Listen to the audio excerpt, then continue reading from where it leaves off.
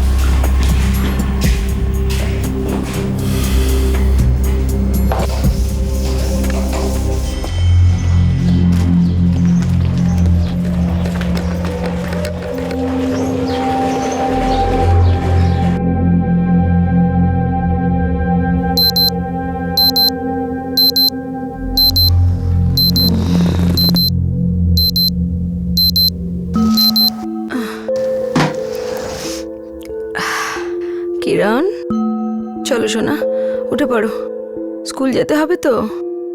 চলো চলো বাবা, চলো উঠে পড়ো। কিরণ, তাড়াতাড়ি ওঠো, ব্রেকফাস্টে কি খাবে? ম্যাথস হোমওয়ার্ক কমপ্লিট করে নিয়েছো তো? হ্যাঁ মা, সেটা তো কালকে রাত্রিরেই শেষ হয়ে গেছে। Very good. আর সোশ্যাল সায়েন্স? ওটার তো কোনো হোমওয়ার্কই দেয়নি। দেয়নি?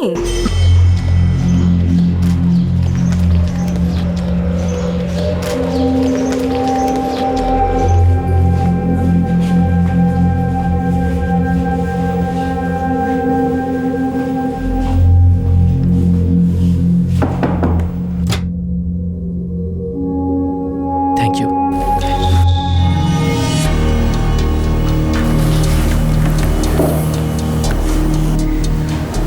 রবি, হ্যাঁ, একটু এদিকে এসো, কি হয়েছে? দরকার আছে। ওর কলেজ সকাল 8টার সময় শুরু হয়, সেই জন্য সকাল 6:30টার সময় এখানে চলে আসে। মানে সকালের ব্যাচে শুধু একটাই মেয়ে থাকে, আর তোমরা দুজনে মিলে 2 ঘন্টা ধরে দরজা বন্ধ করে থাকো। অনিতা, কি বলছো তুমি? ও আমার স্টুডেন্ট। স্টুডেন্ট হতে পারে, কিন্তু বাচ্চা তো নয়। রবি, তুমি আমাকে সত্যি করে বলো, এসব কি হচ্ছে? তোমার মাথা খারাপ হয়ে যাচ্ছে। 25 জন স্টুডেন্ট তোমার, তাদের মধ্যে শুধুমাত্র একজনের সকালে কলেজ, আর শুধু তারই জন্য তোমাকে সকাল 6:30টায় ক্লাস খুলতে হয়। অনিতা, সুপ্রিয়া একটা খুব হার্ড ওয়ার্কিং স্টুডেন্ট, আর ওর সাবজেক্টগুলো এমন যে বেচারির মর্নিং কলেজ থাকে।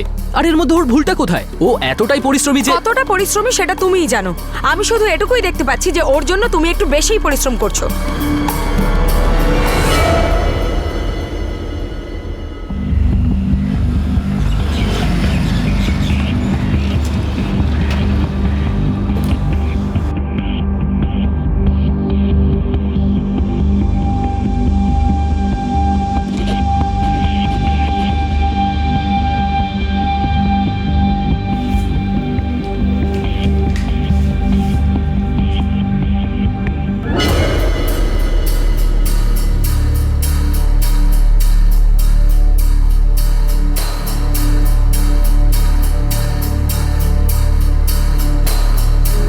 নারেলা, নতুন দিল্লি। রবি ডিসুজা নিজের ছোট্ট কোচিং সেন্টার চালিয়ে যাবার জন্য দিন রাত মাথার ঘাম পায়ে ফেলে চলেছিলেন। তার উপর ওনার স্ত্রী অনিতা সন্দেহ করছিল যে ওনার এক স্টুডেন্ট সুপ্রিয়ার সঙ্গে অবৈধ সম্পর্ক রয়েছে। রবি জীবনের এমন এক দোরগোড়ায় দাঁড়িয়েছিল যেখানে অভাব, চিন্তা, জ্বালা, যন্ত্রণা এই সব কিছু মিলে তার গলা টিপে ধরেছিল।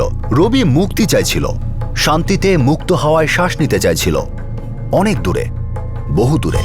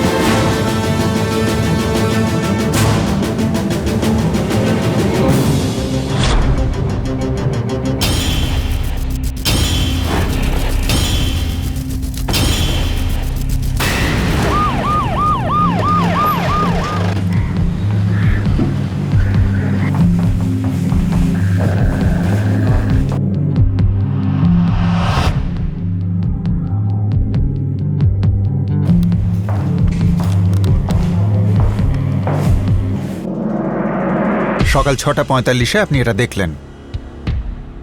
আগে আমি রবির জন্য চা এনেছিলাম। এত সকালবেলায় ক্লাস শুরু করে আপনার হাজবেন্ড? ও বাড়ি থেকে সকাল 6টায় বেরোয়, রোজ? প্রায় রোজ। কিন্তু সকালের এই ক্লাসের স্টুডেন্টরা কোথায়? রবির সেলফোনে ট্রাই করেছেন আপনি? ওর সেলফোনটা 4 দিন আগে জলে পড়ে যায়, রিপেয়ার করতে দিয়েছে। ওনার সেলফোনের নাম্বারটা কি? 44455688। 36D, 3rd লেন, মেইন মার্কেটের কাছে, Saint Thomas coaching class. Sir, forensic আসছে। এই যে মহিলা অনিতা, রবির স্ত্রী, শকে রয়েছে। ওনার সাথে পরে কথা বলবো।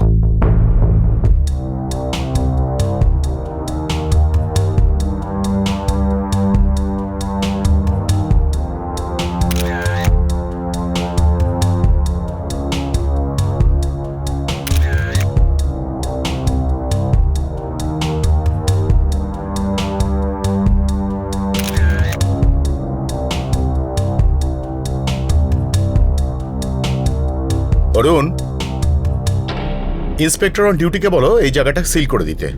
আমাদের আবার আসতে হবে এখানে। স্যার।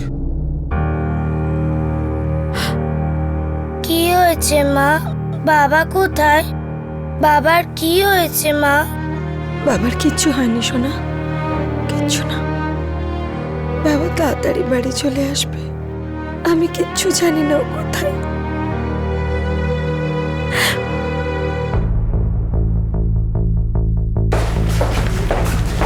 স্যার, ইংলিশ টিচারের স্ত্রী ঠিকই বলেছেন। 4 দিন ধরে ওনার সেল থেকে কোনো কল করা হয়নি। বলেছিলাম ফল ভালো হবে না। এই ওয়ার্নিং, এই মেসেজ একটা ইঙ্গিত। এটা কোনো শত্রুতার কেসও হতে পারে। হতে পারে স্যার।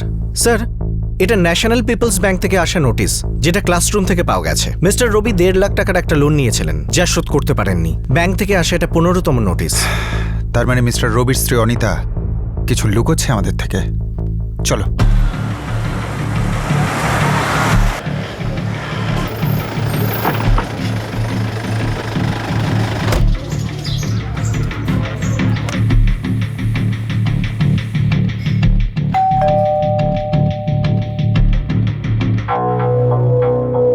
মিসেস অনিতা, কোনো মুক্তিপণের কল এসেছিল আপনার কাছে? বলেছিলাম ফল ভালো হবে না। এটা কোনো ইঙ্গিত, কোনো ধাঁধা বলে মনে হচ্ছে।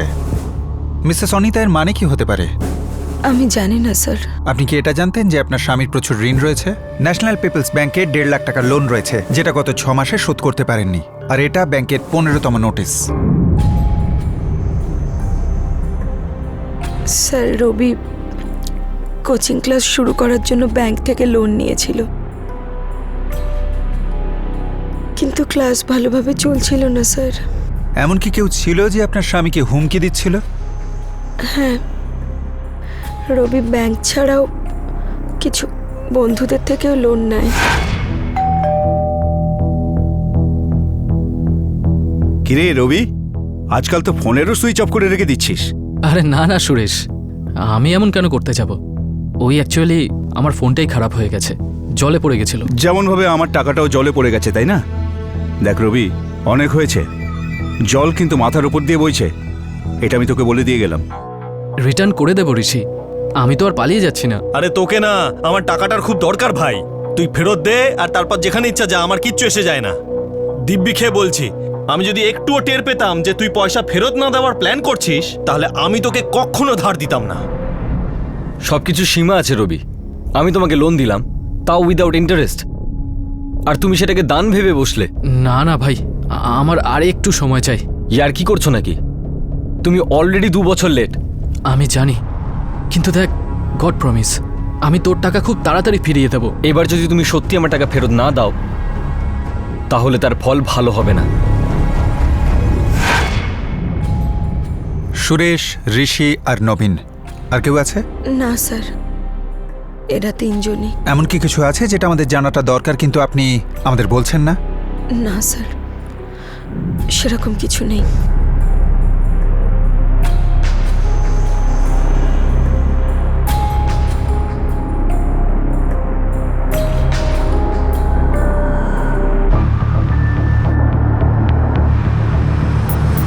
স্যার, এই রবি আর অনিতা দুজনে পালিয়ে গিয়ে বিয়ে করেছিল। দুজনের মা বাবার বিরুদ্ধে ছিলেন। গত 7 বছর ধরে এই এলাকাতেই আছেন ওনারা। এদের বাবা মা কোথায় থাকে? স্যার অনিতার মা বাবা তো এখানেই থাকেন, রবি সাহারানপুরের। কিন্তু বাবা মা বিরুদ্ধে কেন? আসলে রবি হিন্দু আর অনিতা খ্রিস্টান।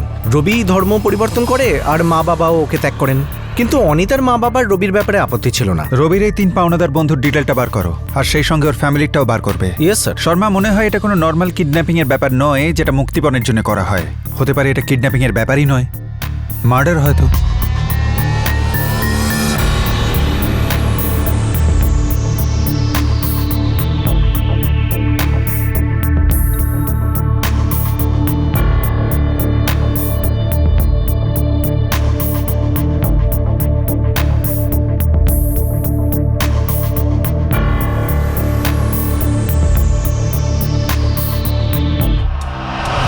স্যার, যে ব্লাড ক্রাইম সিন থেকে পেয়েছি সেটা রবির ব্লাড গ্রুপের সঙ্গে ম্যাচ করে। তার মানে ক্রাইমের ওই জায়গায় ওকে আঘাত অথবা হত্যা করা হয়েছিল, তাই না?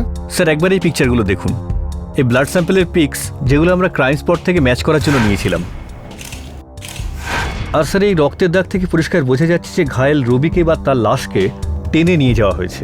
আর এই যে এখানে দেওয়ালে মেসেজটা রাখা রয়েছে, এই ব্যাপারে কি বলছো? আমি ম্যাচ করেছি স্যার, এটা অন্য কারোর হাতের লেখা। আমি আরও একবার ক্রাইম স্পটটা ভিজিট করতে চাই।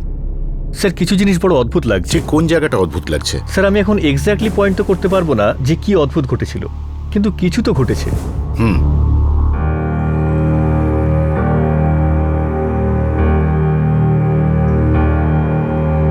কিরণ, বাবা চলো খেয়ে নেবে। মা, বাবার সাথে কে এরকম করেছে? বাবাকে কেউ মেরে ফেলেনি তো? এরকম বলে না বাবা, কখনো বলে না।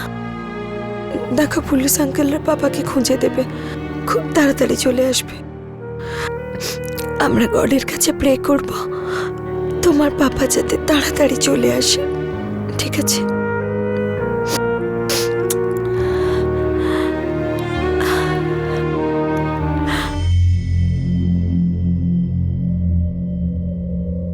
ও আমার স্টুডেন্ট। স্টুডেন্ট হতে পারে, কিন্তু বাচ্চা তো নয়। রবি, তুমি আমাকে সত্যি করে বলে এসব কি হচ্ছে?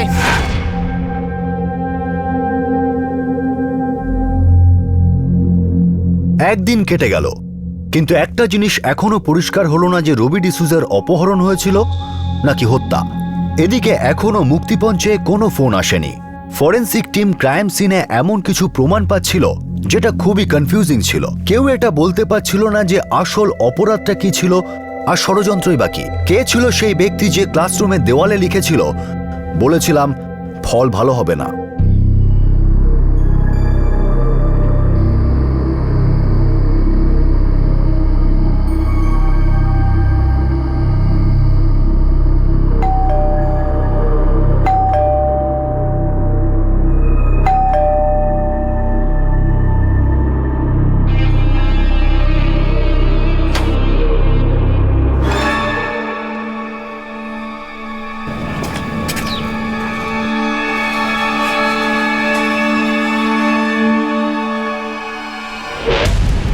স্যার 2 বছর আগে রবি আমার কাছ থেকে 30,000 টাকা ধার নিয়েছিল, আর এটা বলেছিল যে 2 সপ্তাহে ফিরিয়ে দেবে, কিন্তু আজ পর্যন্ত কিচ্ছু দেয়নি স্যার। স্যার, 2.5 বছর আগে 25,000 টাকাও ধার নিয়েছিল আর এখনো ফেরত দেয়নি। স্যার 20,000 টাকা আমার থেকে নিয়েছে, 4 বছর হয়ে গেছে, একটা টাকাও এখনো ফেরত দেয়নি। তাহলে আপনিই বলুন স্যার, মাত্র এই কোটা টাকার জন্য আমরা এত বড় একটা ক্রাইম করব? কিন্তু এই ছোট্ট অ্যামাউন্টের জন্যেই তোমরা 3 জনেই নানাভাবে রবিকে হুমকি দিয়েছিলে, অপমান করেছিলে। কিডন্যাপিংও তো করতে পারো। স্যার আমরা কি করে করব? আমরা তো কোনো ক্রিমিনাল নই স্যার। আমরা ওকে শুধু ভয় দেখাতাম এই কারণে যাতে ও পয়সাটা ফেরত দিয়ে দেয়। স্যার, এত কিছু ঘটে যাবার পরেও ও আমাদের ভালো বন্ধু ছিল, আর আপনি তো জানেন বন্ধুদের মধ্যে এসব চলতে থাকে, তাই বলে আমরা ওকে মেরে ফেলবো? স্যার সত্যি বলতে কি আমরা এটাই ভুল করেছিলাম যে আমরা ওকে টাকা ধার দিয়েছিলাম আর সেটা ফেরত চেয়েছি, আর এখন অন্য কেউ আমাদের নাম নিয়ে এই খেলাটা খেলছে যাতে ওর কোনো লাভ হয় আর আমরা ফেঁসে যাই। রবি ব্যাংক ছাড়াও কিছু বন্ধুদের থেকেও লোন নেয়। বলেছিলাম ফলটা ভালো হবে না। তোমাদের 3 জনের মধ্যে কে বলেছিলে? কে সে যে রবি ডিসুজাকে শিক্ষা দিতে চেয়েছিলে? কেমন শিক্ষা স্যার? শিক্ষা তো আমাদের হয়েছে যে বন্ধুত্ব আর টাকাকে কখনো এক করতে নেই।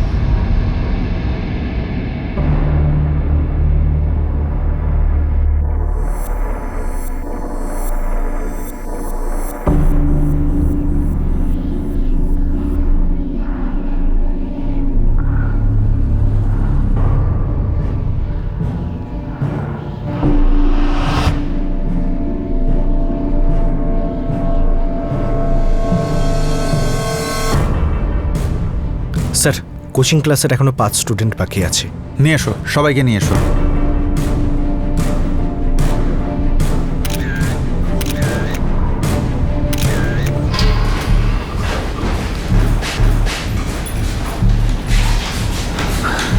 অদ্ভুত ব্যাপার স্যার, ভদ্রলোকের তো কারোর সাথে সেরকম শত্রুতাও ছিল না। আরও আশ্চর্যের ব্যাপার যে ও সকালের ক্লাসে কেউই পড়তো না, শুধুমাত্র একটা মেয়ে ছাড়া, সুপ্রিয়া। ওর সাথে আমার কথা হয়েছে স্যার, দিল্লির বাইরে আছে, কালকে ফিরবে।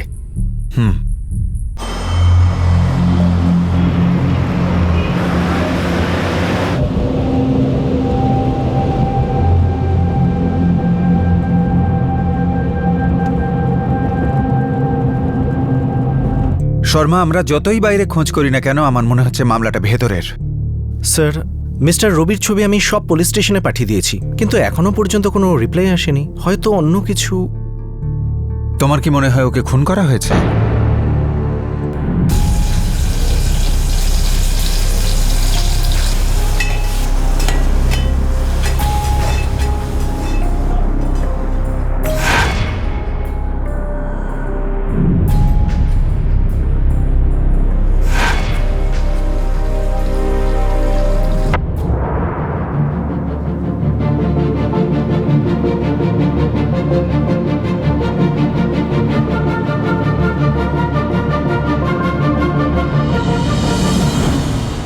স্যার, প্রথমে আমাদের মনে হয়েছিল যে এই রক্তের দাগগুলো বডিটাকে টেনে নিয়ে যাওয়ার জন্য হয়েছে, কিন্তু তা হয়নি স্যার। বডি থেকে যদি রক্তক্ষরণ হতো তার ছোট ছোট ফোঁটা পড়তো, তার দাগ থাকতো। Yes sir.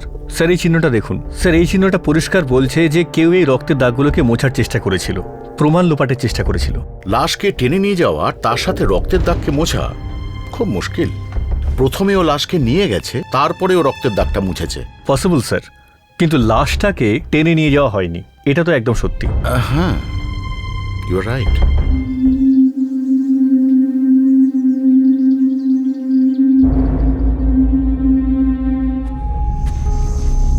বাবা কিরণ, তোমার বাবা কি তোমাকে কখনো টেনশনের ব্যাপারে কিছু বলেছিলেন? না আঙ্কেল।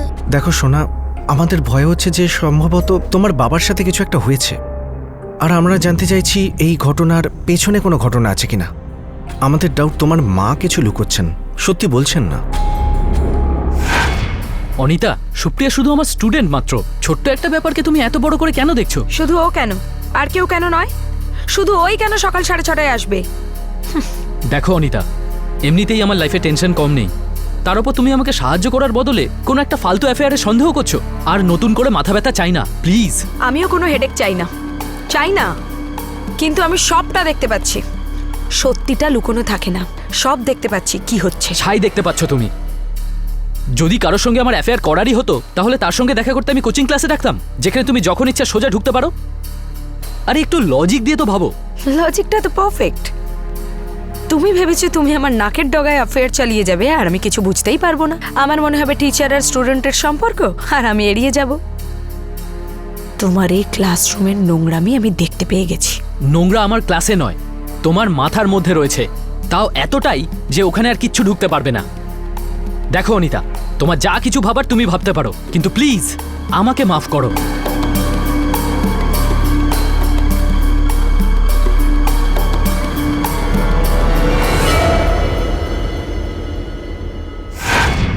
আচ্ছা বাবা, একটা কথা বলো, তোমার মা আর বাবার মধ্যে যে মেয়েটিকে নিয়ে ঝামেলা হচ্ছিল ওর নাম কি সুপ্রিয়া?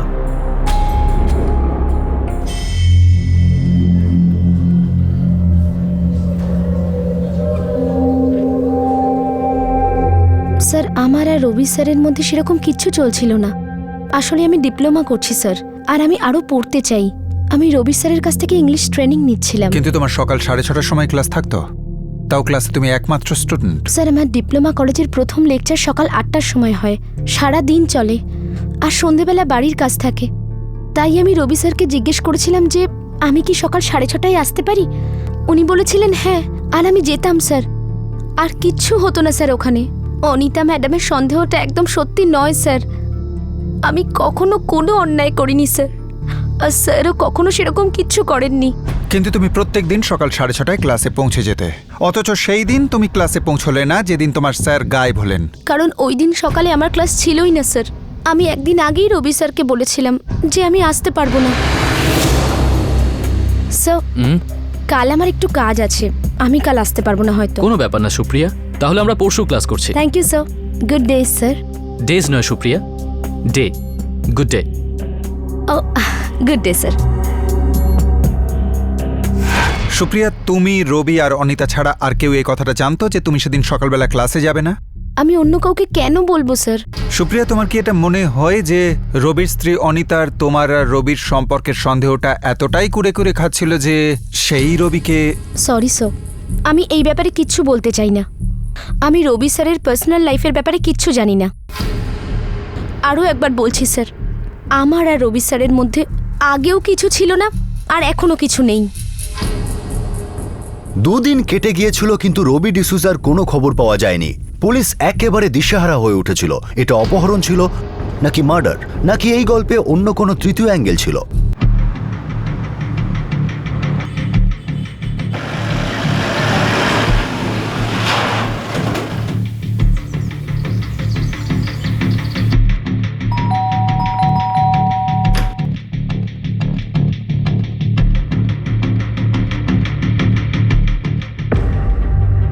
যখন থেকে ও ধর্মত্যাগী হয়েছে তখন থেকে ও আমাদের কেউ নয়।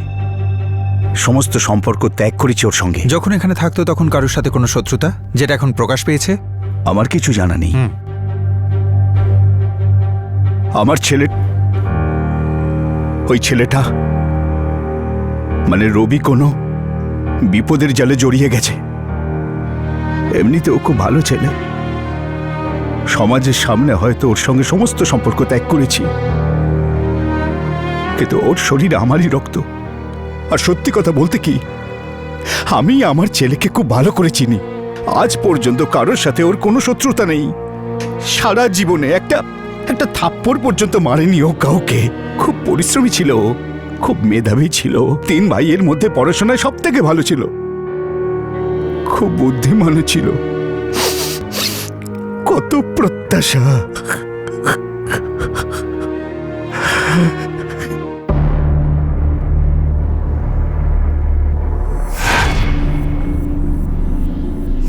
প্রথমবার এরকম কেস দেখছি শর্মা। এটাই বুঝতে পারছি না যে এটা মার্ডারের কেস নাকি কিডন্যাপিংয়ের। না হাতে কোনো প্রমাণ উঠে আসছে যেটা থেকে আমরা এগোতে পারি। আর স্যার, নিরুদ্দেশ হওয়ার দিন 4 আগে থেকে রবি না কাউকে ফোন করেছে অথবা কোনো ফোন রিসিভ করেছে। এই ব্যাপারটাই আমাকে কেমন ভাবাচ্ছে। এই 4 দিনের মধ্যে কেউ ওর সাথে কমিউনিকেট করার চেষ্টা পর্যন্ত করেনি। স্যার, আজকালকার যুগে এরকম। যদি কোনো কমিউনিকেশন হয় ওর সাথেই তা উদাও হয়ে গেছে। এটাও ষড়যন্ত্রের অংশ। Hello hello inspector, forensic lab থেকে বলছি। কোচিং ক্লাসের ক্রাইম সিনের জায়গাটায় আমরা কিছু ফাইন্ডিংস পেয়েছি। আপনার সঙ্গে একটু ডিসকাস করবার ছিল। আমি 2 ঘন্টা দিন, তার মধ্যেই আপনার কাছে পৌঁছাচ্ছি। ওকে, আমি ওয়েট করছি। আমরা ক্রাইম সিনের ওই জায়গাটায় একবার নয় দুবার স্ক্যান করেছি এবং এটা পেয়েছি যে মেঝে থেকে রক্তের দাগকে মোছা হয়েছে। প্রমাণ লোপাট করার চেষ্টা করা হয়েছে। যে রক্তের দাগ মেঝের মধ্যে পরিষ্কার দেখা যাচ্ছে, ওটা লাশ টেনে নিয়ে যাওয়ার জন্য নয়, সাফ করতে যাওয়ার জন্য। তার মানে আপনি বলছেন যে প্রথমে কেউ কোচিং সেন্টার থেকে লাশটাকে বাইরে নিয়ে যায়, তারপর ফিরে এসে ক্রাইম সিন থেকে সমস্ত প্রমাণ লোপাট করে? ইয়েস, পসিবিলিটি আছে। স্যার, এটা দেখুন, যেভাবে রক্তের দাগগুলো ছড়িয়েছে, এটা মার্ডারের সময় তো হতেই পারে না। স্যার, আমি ক্রাইম স্পটে আরেকবার গেছিলাম। আর স্যার, এই রক্তের দাগগুলো মনে হচ্ছে যেন ইচ্ছে করে কেউ ছেড়ে গেছে আমাদের জন্য। হয় কোনো বার্তা অথবা ইঙ্গিত। ইন্সপেক্টর, আমাদের একটা সন্দেহ হচ্ছে যে এটা কোনো ন্যাচারাল ক্রাইম সিন নয়, যে কিছু একটা হলো আর আমরা তার সূত্র পেয়ে গেলাম। এখানে কয়েকটা জিনিস প্লট করা হয়েছে। এটা প্ল্যান ছিল, দুর্ঘটনা নয়। এই কথাটা তো আমারও মনে হচ্ছিল। ক্রাইম সিন ন্যাচারাল ছিল না, তাকে জেনে বুঝে বানানো হয়েছিল। একটা রং, একটা দিক দেওয়া হয়েছিল। এটা একটা বিশাল বড় খবর ছিল যেটা ফরেন্সিক টিম পুলিশকে দিয়েছিল। পুলিশের সন্দেহ এখন দৃঢ় হয়ে উঠেছিল যে এই অপরাধটি একটা ভেবে চিন্তে করা ষড়যন্ত্র। কি ছিল এই ষড়যন্ত্র? কে ছিল এর পেছনে?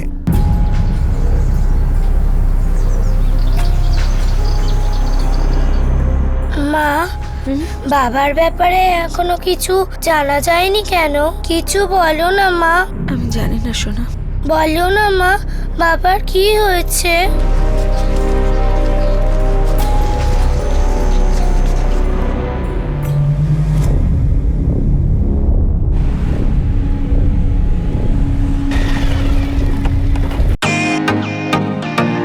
Welcome to Beaten World. How may I assist you? নতুন ফ্ল্যাটের জন্য একটা স্ট্যান্ড ফ্যান আর কুলার নেব। এই পচা গরম থেকে একটু স্বস্তি চাই। বাজার চলতে সব ব্র্যান্ড আর ভরসাযোগ্য নয়। তার জন্য তো আমাদের ফ্যান আছে, all purpose bullet table fan, ceiling fan. আমাদের সিলিং ফ্যান কিন্তু 30 মাসের ওয়ারেন্টি সহ পাওয়া যায়। আছে ফারাটা 2 বছরের ওয়ারেন্টি, 17 থেকে 20 মিটার এয়ার ফ্লো, মধ্যবিত্তের সাধ্যের মধ্যে একমাত্র ভরসাযোগ্য ব্র্যান্ড বিটেন। আমাদের কুলারের কিন্তু অনেক range, 45 litres, 50 litres, 70 litres, 90 litres, 110 litres. Honeycomb সহযোগে বিটেনের সব কুলারের ওয়ারেন্টি 1 বছর। চেনা হাওয়ায় অচেনা অনুভূতির জন্য একমাত্র আদর্শ বিটেন। গরমে স্বস্তি পেতে বিটেনের ফ্যান হোক বা কুলার, আজই আনুন বাড়িতে। Beaten, digitally years.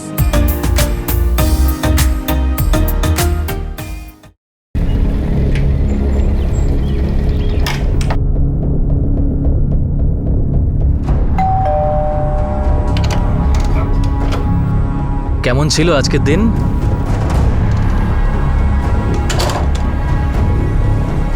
ভালোই ছিল।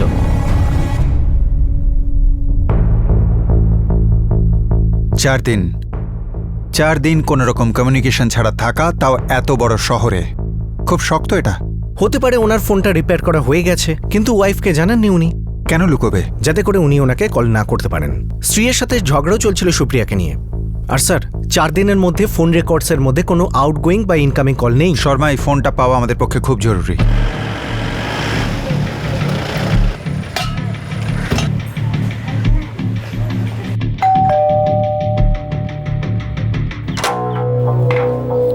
রবি ফোনটা কোথায় সারাতে দিয়েছিল?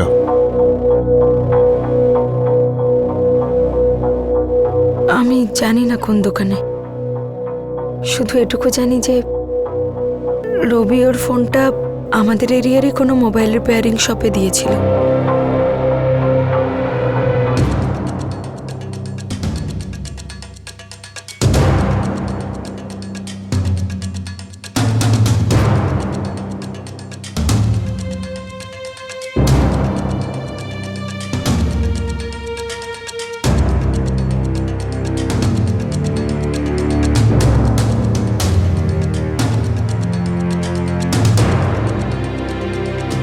হ্যাঁ স্যার, কেন চিনবো না? এ তো রবি স্যার, আমাদের দোকানে মোবাইল ছাড়াতে এসেছিল। দেখান। হ্যাঁ স্যার, বিল দেখাচ্ছি। এই দেখুন স্যার, 4 সেপ্টেম্বর ফোনটা আমাদের কাছে জমা দিয়েছিলেন, আর 8 সেপ্টেম্বর ফোনটা সারানো হয়ে গেলে তিনি এসে নিয়ে যান।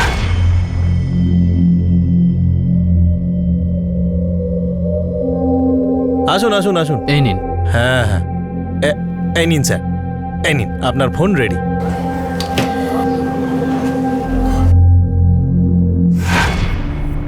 8 সেপ্টেম্বর বিকেলে রবি তার ফোনটা নিয়ে গেছে, ঠিক? হ্যাঁ স্যার, পাক্কা দেখুন এন্ট্রি আছে। কিন্তু ও তো নিজের ফোনটা সুইচ অন করেনি, সিম কার্ড ঢোকায়নি।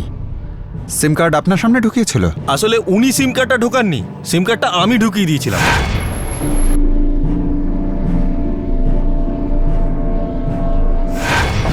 স্যার, 8 সেপ্টেম্বর বিকেলে রবি তার ফোনটা এখান থেকে নিয়ে গেছে, আর 9 সেপ্টেম্বর কোচিং ক্লাসে এই ঘটনাটা ঘটে। কিন্তু উনি বলছেন যে উনি নিজে সিম কার্ডটা ফোনে ঢুকিয়েছেন, কিন্তু রবি তার ফোনটাকে সুইচ অন করেইনি। খুব আশ্চর্য ব্যাপার। আর একটা কথা স্যার, সেল ফোনে যদি সিম কার্ড ঢুকিয়ে থাকে তাহলে তো তার লোকেশন পাওয়া যাবে। দেখুন, ভালোভাবে মনে করুন, আপনি সত্যি সিম কার্ডটা ঢুকিয়েছিলেন? হ্যাঁ স্যার, আমি একদম ঠিক বলছি। আসলে রবি স্যারের মোবাইল ফোনটা জলে পড়ার পর বন্ধ হয়ে গেছিল, তো আমি ওনাকে বলেছিলাম যে আপনার ফোনের ব্যাটারিও গেছে আর সিমও গেছে। স্যার, এই সিমটা পুরো খারাপ হয়ে গেছে। আমি বলছি কি, গ্যালারিতে গিয়ে আরেকটা নতুন সিম নিয়ে নিন। এই নম্বরে একটা ডুপ্লিকেট সিম, কিন্তু একটু সময় লাগবে এতে। না না, আমার তো আর্জেন্টলি চাই। এইটা স্টার্ট করতে অনেক সময় লেগে যাবে স্যার। আপনি একটা কাজ করুন, একটা নতুন কানেকশন নিয়ে নিন। ঠিক আছে।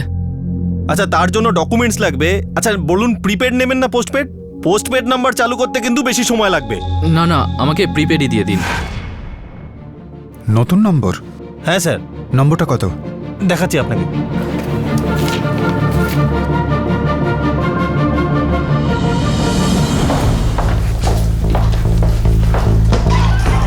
স্যার, মিস্টার রবির নতুন নাম্বার 4447676775।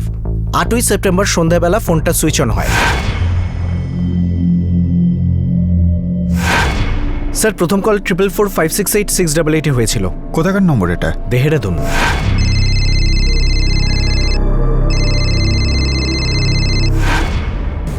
ট্রিপল 44568688। কার নম্বর এটা? স্যার, এটা কোনো এক মিস্টার মনোজের নাম্বার।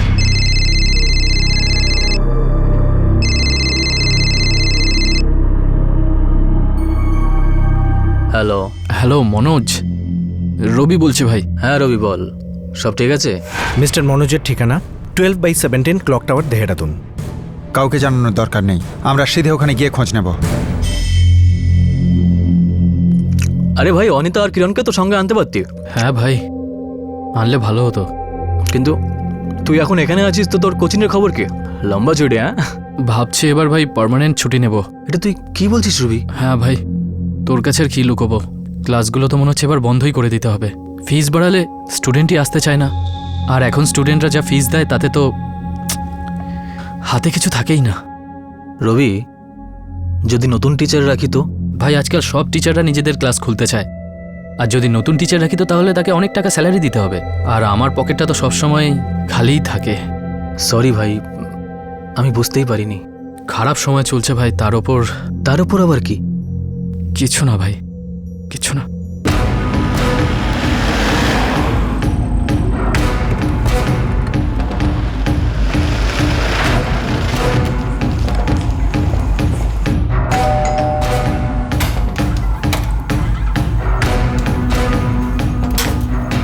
মিস্টার মনোজ। হ্যাঁ, তো আপনারা কে? দিল্লি পুলিশ। রবি ডিসুজা কোথায়? হ্যাঁ, রবি তো এখানেই আছে, কিন্তু কি ব্যাপার বলুন তো?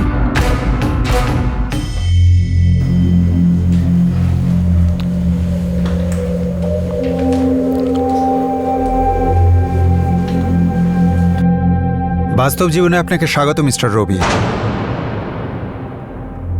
রবি, এইসব কি ভাই?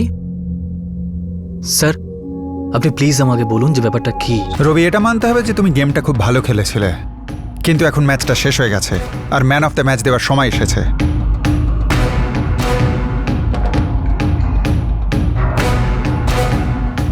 দেখুন ইন্সপেক্টর, আমার কথা বিশ্বাস করুন, আমি সত্যি এইসব ব্যাপারে কিছু জানতাম না। শুধু 8ই সেপ্টেম্বর রবি আমাকে ফোন করেছিল, ও বললো যে আমি আসছি। আমি বললাম ঠিক আছে, চলে আয়। ভাই মনোজ, আমি তোর কাছে আসছি, দেহরাদুন। খুব ভালো রবি, চলে আয়। অনেক দিন হয়ে গেল দেখা হয়নি রে, কিন্তু হঠাৎ করে এখানে আসতে চাইছিস যে? এই সামান্য একটু কাজ রয়েছে, আর একটু দরকারও আছে, আমি গিয়ে বলছি তোকে। ঠিক আছে ভাই, চলে আয়। অনিতার কিরণও আসছে তো? না না ভাই, আমি একাই আসছি।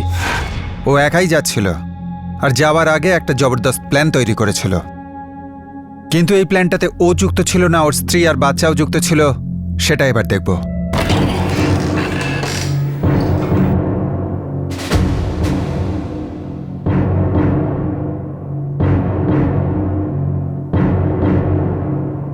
কোথায় ছিলে তুমি রবি? কি হয়েছিল কোচিং ক্লাসে? রবি, স্যার অনিতা এই ব্যাপারে কিচ্ছু জানে না, যা হয়েছে, যা করেছি তার জন্য শুধু আমিই দায়ী।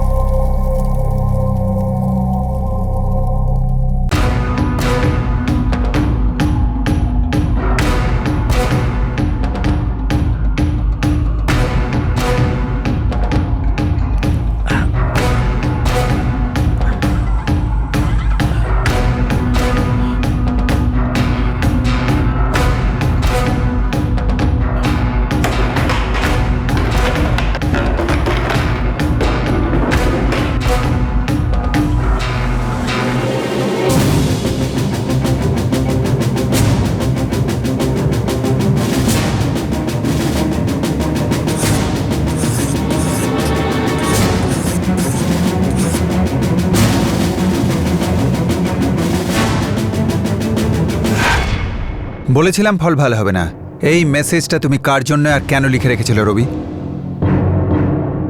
রবি, রবি তুমি এসব কেন করেছিলে? কেন করেছিলে? ক্লান্ত হয়ে গেছিলাম, খুব ক্লান্ত হয়ে পড়েছিলাম। সবকিছু চেষ্টা করে দেখেছিলাম, কিন্তু কিচ্ছু হচ্ছিল না। ব্যাংকের এত লোন, ক্লাসগুলো চালানোর টেনশন, প্রত্যেকদিন নতুন একটা সমস্যা। কখনো ব্যাংক থেকে নোটিশ আসতো, কখনো বন্ধুরা এসে নিজেদের টাকাগুলো চাইতো। মাথা হেঁট হয়ে যেত। বন্ধুদেরকে বারবার মিথ্যে কথা বলা, ওদের খোঁটা শোনা, ব্যাস আমি আর সহ্য করতে পারছিলাম না। আর এই সব কিছুর পরে অনিতা, তুমি আমার জীবনটাকে পুরো নরক বানিয়ে রেখেছিলে। সুপ্রিয়ার সঙ্গে অ্যাফেয়ারের কথা নিয়ে আমার জীবন অতিষ্ঠ করে তুলেছিলে তুমি। স্যার, আমি অনিতাকে কতবার বুঝিয়েছি যে সুপ্রিয়া শুধু আমার স্টুডেন্ট, ওর সঙ্গে আমার কোনো অ্যাফেয়ার নেই। কিন্তু অনিতা বারবার একই কথা নিয়ে আমাকে খোঁটা দিতে থাকে। যখন তখন সারা দিন আমাকে কথা শোনায়, অ্যাফেয়ার অ্যাফেয়ার অ্যাফেয়ার। স্যার, আমার স্ত্রী অনিতা আর আমার ছেলে কিরণের জন্য শুধু একটা ভালো জীবন চেয়েছিলাম। আমি চেয়েছিলাম যে আমি একজন ভালো টিচার হব, তাতে আমার স্টুডেন্ট আমাকে কম ফিস দিক, ওরা আমার হেল্প থেকে ভালো নাম্বার পাক। আর আমার পুরো কনফিডেন্স ছিল যে আমি এমন করতে পারি। যদি আমি ফিস বাড়াতাম তাহলে আমার স্টুডেন্টরা চলে যেত। আর এখন যা ফিস আছে তাতে সংসার চালানো মুশকিল। ঋণের দায়ে আমি জর্জরিত হয়ে পড়েছি স্যার। কিন্তু অনিতার এই অ্যাফেয়ারের অভিযোগের কারণে আমি একদম ভেঙে পড়েছিলাম স্যার। আমি তো সুইসাইড করতে চেয়েছিলাম, কিন্তু সাহসই হলো না। যখনই চেষ্টা করেছে, আমার ছেলে কিরণের মুখ আমার সামনে বারবার ফুটে উঠল। ওকে একা ছেড়ে আমি যাব কিভাবে? আমি অনিতাকে বোঝানোর অনেক চেষ্টা করেছিলাম যে সুপ্রিয়ার সঙ্গে আমার কোনো অ্যাফেয়ার নেই। Stop this torture please. আর তাই জন্য আমি এই বাচ্চাদের মতো স্টুপিড একটা প্ল্যান করেছিলাম। I am guilty for this inspector, I am sorry. Mister Rabi, এমন কেউ নেই যে টেনশন নেই বা চাপ নেই। আমি বুঝতে পারছি যে তোমার উপর অনেক প্রেশার একসাথে এসেছিল, কিন্তু এরকম বেআইনি কার্যকলাপ কোনো অ্যাঙ্গেল থেকে সঠিক নয়, না তোমার পক্ষে, না তোমার পরিবারের পক্ষে, আর অবশ্যই সমাজের পক্ষে।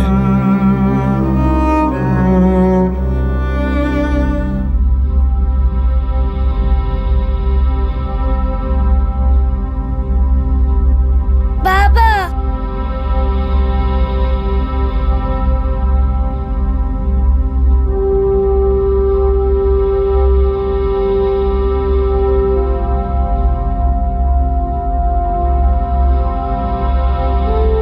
রবি ডিসুজাকে ম্যাজিস্ট্রেটের সামনে পেশ করা হয়। ম্যাজিস্ট্রেট ওনাকে স্টেট মেশিনারিকে এইভাবে বিপথে চালনা করার জন্য কঠোর ভৎসনা করেন, কিন্তু ওনাকে ছেড়েও দেন। রবি এমনিতে যাই করুক না কেন, কারো জীবনহানি তো সে ঘটায়নি।